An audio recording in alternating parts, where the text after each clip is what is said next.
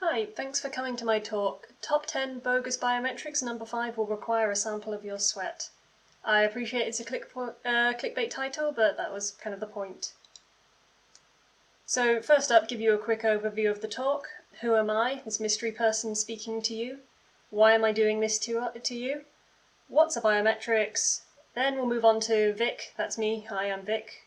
Should have probably put the intro slide before this, but there we go. And what my top 10 clickbait biometrics are. Then we'll have a summary and time for Q&A, although this is pre-recorded, it should be better quality being pre-recorded, but there you go. And so I'll probably be available live to answer any questions you've got. So first up, me. Hi, I'm Vic. I think I'm hopefully in the little corner camera. Hopefully you can see me. Not sure if I managed to make it work all right, but yeah. So I've got a Bachelor's in Robotics Artificial Intelligence and a Master's in Cybersecurity, qualified falconer, work at F-Secure, and totally qualified to be giving this talk. Ignore that none of those qualifications are in anything to do with biometrics.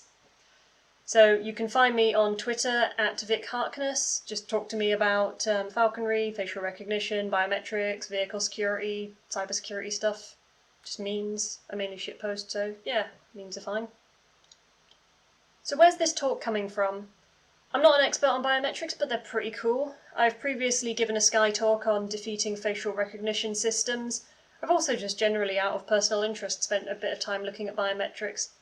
But eventually we got a client who wanted to look at the security implications of switching to fingerprints for two-factor authentication systems.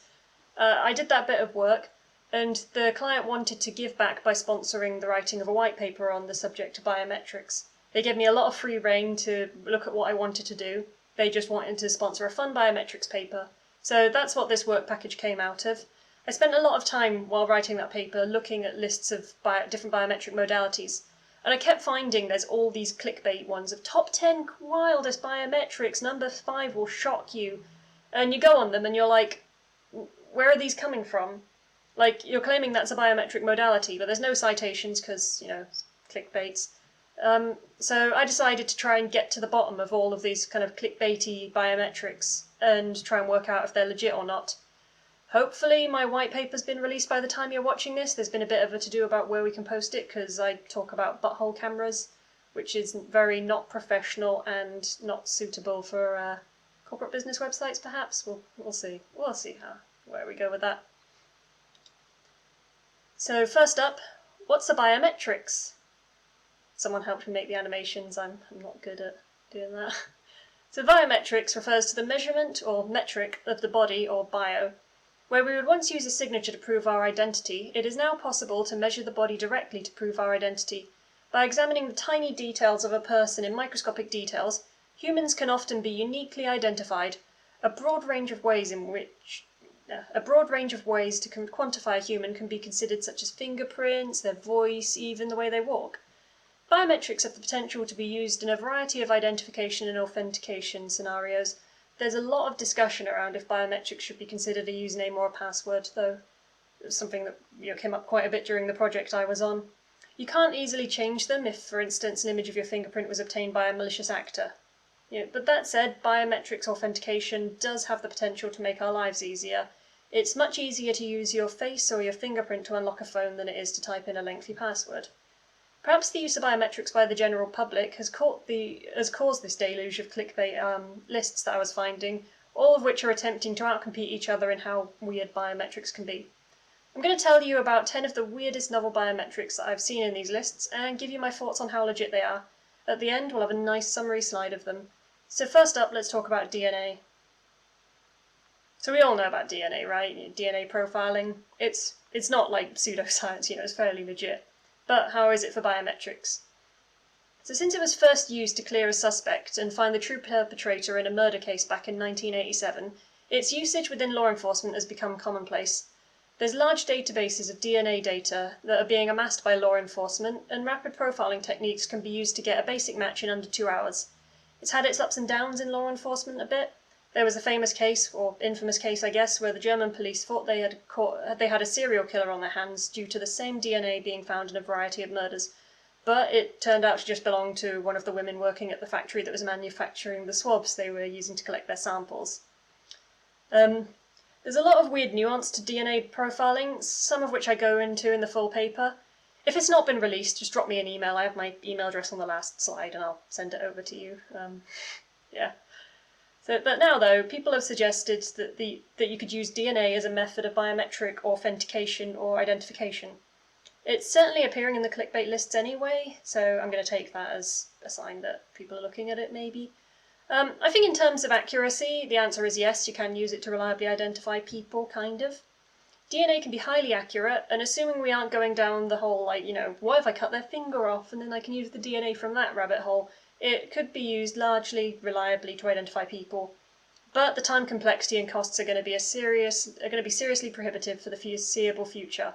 So costs are coming down now, but the cheapest machine I could find at the time of writing was like £1,500, with the materials per profile costing £72, so it's expensive. And that's even if we ignore the couple of hours of processing time that it needs to actually generate your DNA profile based on a sample. There's been some biohackers who've been looking at creating their own homemade profiling tests and kits, but maybe as the technology continues to become faster and come down in price, it will one day be viable. But for now, I'm going to be putting it in the only sort of legit pile. So next up, bacterial fauna. This one appears in a lot of the lists. People are covered in bacteria. With some 500 distinct species existing on us as humans, it's been proposed that bacterial fauna could be used to uniquely identify people. Much like DNA, we leave traces of that bacterial fauna on everything we touch. Fun fact, E. coli bacteria can survive 20 minutes on the surface of a biometric scanner that's just been touched by someone. And yeah, that's the one from fecal matter. 20 minutes is also plenty of time for the bacteria to transfer to the next person using the scanner. People tend to be going through these fairly rapidly. But yeah, it's just a fun thought. But can we use these bacterial faunas to uniquely identify people based on the bacterial deposits they're leaving on everything they touch? And not really, is kind of the conclusion I've reached. There's a lot of contamination in the world. Two people touch the same thing, you're going to have both their profiles on there.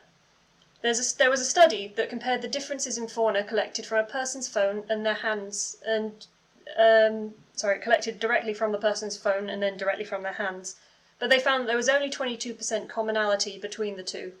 That said, if you only considered the dominant bacteria, that value did rise to 82% commonality. But there was a different study that found that humans can be reliably identified through the microbiome in their stool samples over 80% of time. So, you'd think that something like your phone is going to have your bacterial fauna on it. Not good enough, gonna need the poop samples. Apparently there's actually been a history of, even though it's not that useful as a biometric modality, because no one wants to have to poop in a box to get access to a building, but throughout history there's been these weird cases of world leaders and intelligence agencies attempting to steal poops for analysis from world leaders. Apparently Joseph Stalin was quite a fan of that. It's a weird thing. During this paper I went down a lot of weird rabbit holes, so now just know about all this weird stuff that is probably not useful day to day, but I'm gonna inflict it all on you guys here in this talk. But generally, analysing bacterial fauna from touch contacts is not robust enough to be used as a biometric modality. It's also pretty intensive to grow out the bacteria and sequence them. We've got a little petri dish in the corner of the slides with bacteria on it. So with the time and complexity of creating the bacterial fauna profiles, you may as well just go for DNA profiling, which, again, not really gonna, it's a bit, you can't really do that right now. So bacterial fauna, I'm going to put them on the not legit pile, despite how often they appear on these lists. Next up, ODOUR. This is another one that the clickbait lists really like. It's on like every single one. I was only able to find one study examining the reliability of ODOUR as a way to differentiate humans. It was a study back in 2014, and it had a pool of 13 group members for the test, and it did find that they could be reliably differentiated 85% of the time. But, it's 13 people, it's not that representative necessarily. But since then, the reporting of the study seems to have been rehashed repeatedly to give the impression it's more legit. So, there'll be I found the case where, one person will write, a blog post covering this paper, And then someone else will be like, okay, well, there's this paper that says this, and there's this other blog post that says that. And it's just all of these people kind of citing each other to try and kind of... I don't think it's done intentionally, but just all of these people citing each other makes it appear there's been more than one paper. But as far as I can tell, no, just been one study looking at it. Couldn't find any other studies that attempted to investigate the subject or verify the previous results even. With it being such a small study, I don't think we can reliably say that ODOUR biometrics are legit. That said, perhaps it is, and we just don't know because no one else has looked at it yet. If anyone wants to team up to do some kind of study on this, just drop me a message. Could be fun. But I'm going to err on the side of caution for now and put it in the not legit category because, yeah, it's just not really. You're probably noticing the theme of dogs at this point. Someone, F-Secure, very kindly helped me put the slides together because I'm not good at PowerPoint, and she loves dogs, and I'm not complaining about all the dog pictures, I think they're great. So, can we correctly identify someone from the shape of their ass on a chair? A study which attempted to map 39 key points on the butt found that, yeah, you actually kind of can. For limited uses anyway. The study considered BUTTPRINTS as a novel biometric security measure for cars. The car would be able to identify if you're the owner or not, sat in the driver's seat, based on the shape of your butt. And it actually did pretty well. Yeah, it was over 95% reliable. It's unclear how often you'd need to re-enroll though if you lost or gained weight, or if your clothing really mattered. But despite the success of this study, it seems to be a bit of a dead end. No vehicle manufacturer that I could find have implemented this technology for security. It does seem like it could be helpful to reduce vehicle theft rates, but maybe it's just a bit too, out there for people. Although I did read an article about how Tesla cars, they're actually doing this a little bit, in that they're examining where you're positioned on your seat based on, where your butt is, so that if there is an accident, they can better, target the airbags towards you. So that's maybe kind of butt prints, but not really. It's not for identification. Since the butt print study, there has been a study to investigate anal prints, though. The goal of the study was to match people to their urine and stool samples in this intelligent toilet, which were then being automatically analysed to gather health data. This study involved a toilet with a little inbuilt camera and found that members of a pool of 11 participants could be matched to their anal prints with 88% confidence. The thing I don't get, though, about this study is that the study toilet also had a little fingerprint reader built into the flusher. So surely you could just use that to identify people? The study also, during the study they also did some surveys, and they asked people how comfortable they were with the idea of anal cameras in toilets. Surprisingly, 37% of people surveyed said they were somewhat comfortable, and 15% were very comfortable.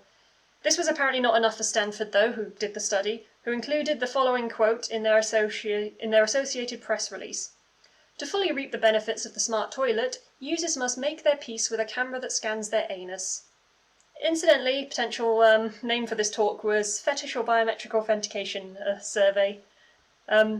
I've seen online that people play with fingerprint readers to create lists of body parts that can and cannot be used for identification. While nipples seem to be a fan favourite, no, I couldn't find anyone who's rushing towards anus biometrics, for some strange reason. I'm going to put anal prints in the sort of legit category due to their potential to protect vehicle theft, but anal prints are just going to go in the not legit pile because, I cannot think of a completely reasonable usage of them. Next up, body salinity. Oh, it's the one from the title. I think I put it 5th in the list. If I didn't, I'm very sorry for misleading you. So in my mind, this is the worst offender from the BuzzFeed style lists.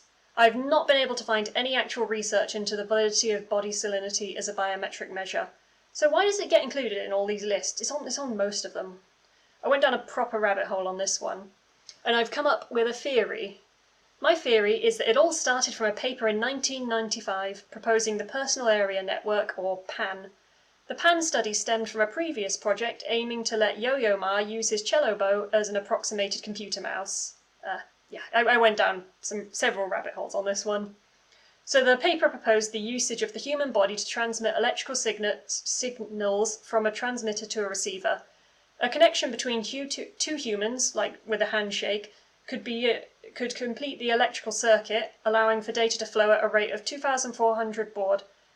As salty water conducts electricity, body salinity is the key for this data transfer. To characterize this novel communications channel, the field of electrical impedance tomography, or EIT, was investigated. This technology is actually used to create medical images, which are created via examining the differences in conductivity, permittivity, and impedance of various aspects of the human body. You might see it in action at your local gym, where you stand on the electrical pad thing and you hold the little robot handles, and the machine calculates your body fat percentage. Up until this point, it's so far so good, fairly legit stuff. Then I found there was this book from 2007 which lists off biometric modalities, and it's got the ones you'd expect: fingerprint, face, veins, all sorts of stuff. But for some reason it mentions the PAN study. It gives no explanation of how it can be used for biometric authentication. It's just sort of there, just this random couple of paragraphs about the PAN study. And I think that that's where the misinformation came from. These clickbait list creators, they saw it meant, or I'm guessing just one at first, list creators saw it mentioned in this book and put it in their list without attempting to verify it. My evidence to back up my theory is the whole 2,400 baud rate thing. It's quoted in the initial PAN study, it's quoted in the 2007 book, and it's quoted in a lot of the clickbait articles. Again, they don't really give context for it, it's just kind of there. And but I think that somewhere along the way, the apparently baseless declaration that salinity levels are believed to be unique was slapped onto the claim, and now saline levels are included in lots of novel biometrics lists. But since there's no real evidence to support the usage of saline levels as a biometric authentication measure, I'm going to put this one straight in the not legit pile. Please do feel free to reach out to me if you've, got some actual studies on its use, or if you think it is legit. But so far as I can tell, it's just this weird misinformation coming from that one weird book and then someone obviously quoting it at some point. Next up, hearts. Any of you who, by some small probability, saw my talk in the car hacking village last year, I've got the car hacking village flag, maybe should have taken it down since I'm speaking for a different village this year, but yeah. So if you saw my talk there last year, you'll know that it's been proposed that future vehicles will be able to automatically detect cardiac events as a security feature. The idea being you're showing symptoms of you're going to have a heart attack or you are having a heart attack, it'll automatically pull the car over to the side of the road and call an ambulance for you, I guess. But now it's being proposed as a biometric modality. So researchers at the University of Buffalo have created a system known as cardiac scan, which can unobtrusively monitor cardiac motion using Doppler radar. That means you don't have to have the sticky ECG pad stuck to you the whole time. Electrocardiogram, I think it is, which makes it a lot more convenient. So the cardiac motion that this scanner detects refers to the behaviour of the heart as determined by its precise shaping versus the ECG, which looks at just electrical signals. According to the study, it only takes 8 seconds to get a baseline read, and the study found it to be over 98% effective at continuously recognising the subject with a low error rate. So a novel use of this biometric modality could be actually to prevent session hijack. If you moved away from some machine that you absolutely did not want anyone else to be able to use, such a modality could be used to detect if a different person is approached and prevent them from hijacking your session, just making use of the machine. It'd be incredibly difficult to spoof this kind of data. I'm saying difficult, I'm not saying impossible, because if you say that, someone will do it. It also doesn't seem to have issues with varying emotional states, interestingly, or heart rate as the subject moves around their workstation. It seems like this one could actually be fairly legit, though only really usable in fairly niche environments, something very high security, I guess. It's also been proposed that you could use ECGs themselves, so, actually go for the one with the little pad stuck on you. A study found that you could reliably identify humans based on a single heartbeat 90% of the time, once they'd already been enrolled in the system. 5 heartbeats was found to make the system even more reliable. But with the human heart beating at around 60 beats per minute at rest, it'd take 5 seconds to get an accurate reading. But that's fine. It's not super fast, but it's acceptable, really. But even though it's a little bit time-consuming, perhaps it would be more suitable for the type of application which you could also be using the cardioscan system for. As I mentioned before, you'd have to wear the sticky ECG pads, which is impractical. There's been some startups, like there's a company called NIMI, I think it's pronounced, and Keyband, which appear to sell wrist-wearable ECG systems, but it's unclear if they would actually be suitable for this. I don't know if they are actually true ECG readers or if they're just using like infrared light to look at the pulse based on the vein motion or something. Not sure. There seemed to be more and more work in this domain, so it'll be interesting to see where we end up. I think that a system such as the CardioScan one could legit be useful for ensuring only the correct people can use devices with particular security concerns. So to me, I'm going to put the heart biometrics in the sort of legit category, because I think that there are some just very niche applications they could legitimately be used for. Next up, brains.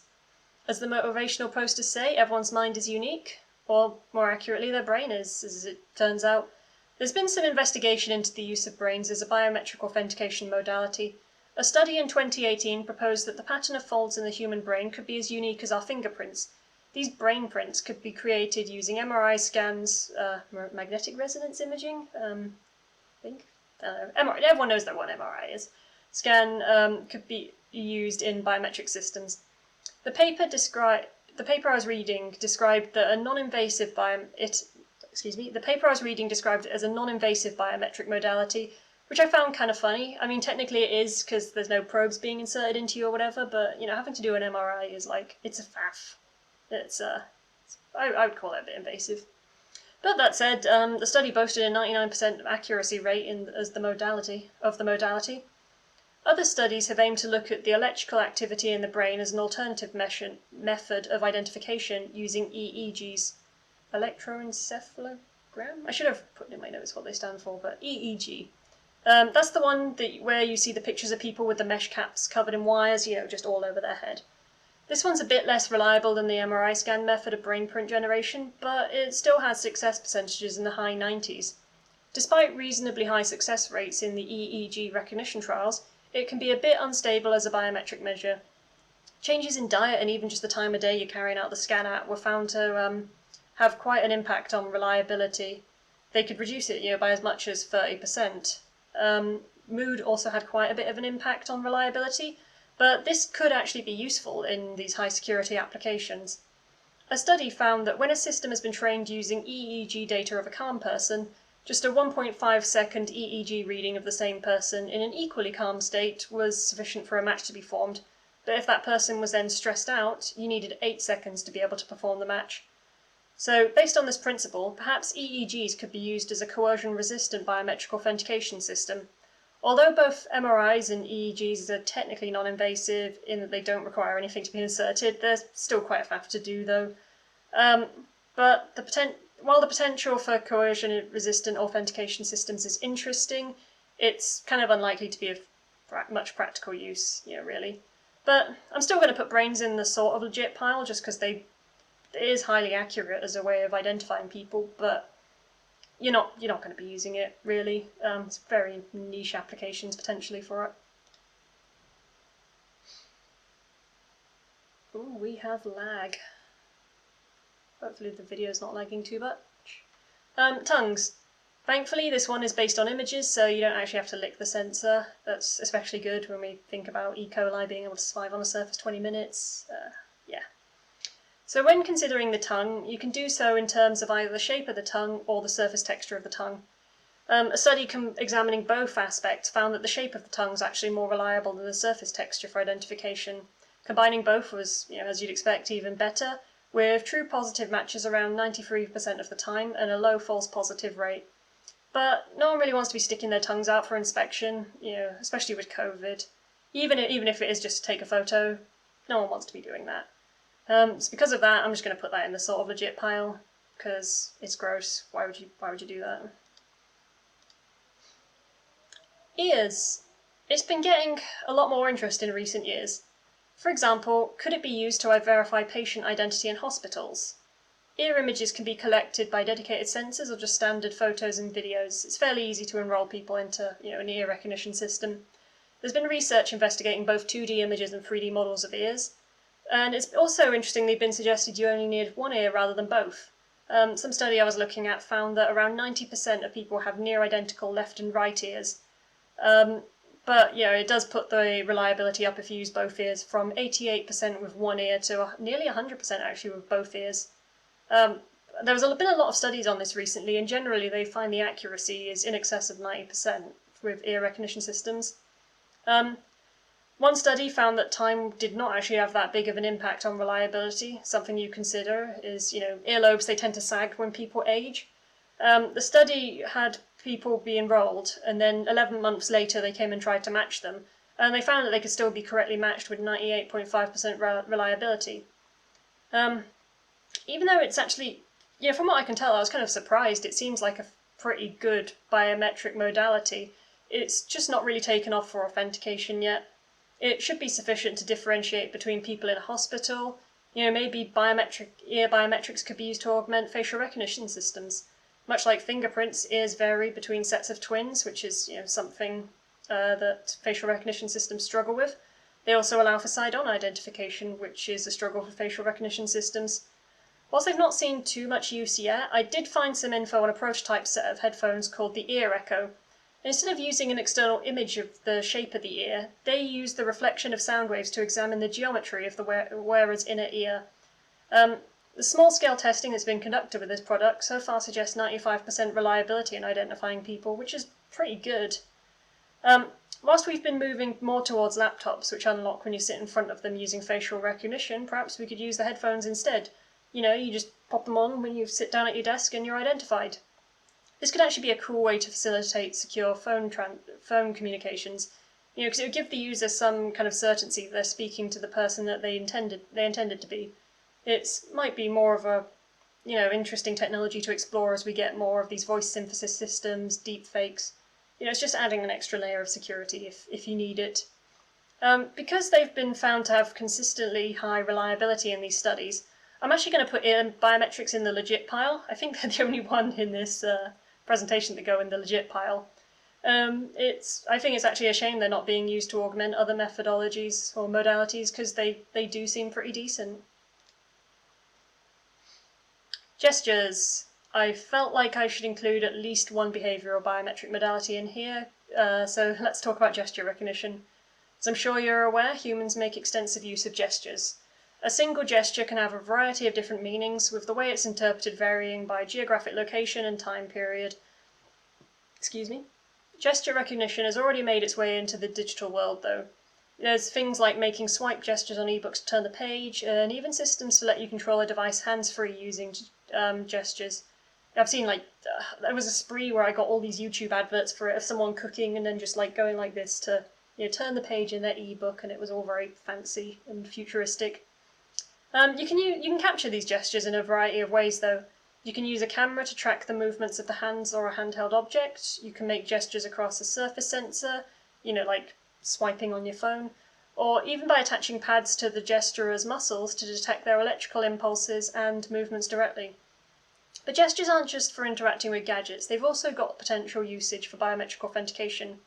You'd think they'd be a bit less secure, right, though, since you can see them. We've all seen the swipe patterns used to unlock phones, they're not that hard to imitate.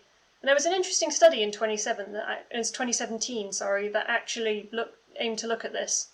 They made a system where people could record a gesture and then later on repeat the gesture to authenticate to the system. They examined two potential attack categories, one where an attacker is just making random gestures, and another where an attacker has previously seen the correct gesture and is trying to recreate it. The gesture complexity varied quite a lot in the study, from simply just raising and lowering your arm to drawing specific shapes in the air using a specific combination of digits. Excluding the simple gesture of just raising and lowering your arm, an attacker who was given 2 minutes to attempt as many gestures as they could, which it turns out was around 40, was unable to be successfully authenticated to the system. When the attacker was able to watch a video clip of the gesture and given the opportunity to recreate it, they were able to authenticate 1.7% of the time. So even if someone did see you perform the gesture, it may not be simple for them to actually imitate it and authenticate as you to a system. Of course, if someone had videoed it, got a nice clear video of it, they could dedicate time to learning to mimic the gesture, and the rate's likely to increase. But perhaps gesture recognition could be used for replacing simple PIN codes to unlock computers and other devices. That said, I did mention another way of recording gestures before. Recording the precise electrical impulses that are being sent to muscles to make them move. A study took place which tested the feasibility of using surface electromyogram, or SEMG, to record the underlying electrical biosignals generated during gestures, and using this data for biometric authentication. So they had a cohort of 20 people in this study, and the system could reliably identify participants 90% of the time with fairly low error rates. So it's not super reliable, but it's not the worst. Perhaps it could be used in combination with other modalities or make up a part of some complex system. Like if you're already putting the pads on people, maybe you could combine this with the heart ECG biometric system. You know, who knows really. For its potential usability in niche applications, I'm putting it in the sort of legit pile. Yeah, I think it's sort of legit. So in summary, I've kind of copped out a little bit and just put a lot of things in the sort of legit pile. But most of the things that are in the sort of legit pile have mainly been put in there because why would you ever do that? You know, you can feel free to tweet me and tell me if you think that one of them should go in the other piles, or if you think that actually, you know, what we really should be doing is scanning everyone's tongues. Drop me a message. Yeah. So, thank you for coming to my talk, or clicking onto my talk, I guess, because it's all digital. If you've got any questions, I'm about now, or if you've already sent me them, don't know. But there's my Twitter handle, @Vic Harkness, and my email address, so please do feel free to reach out to me if you've got any questions, comments. If the white paper's not already available somewhere, you can email me or drop me a message and I can send it to you. Hopefully it'll be posted somewhere, but we'll see. Thanks for coming along. Bye.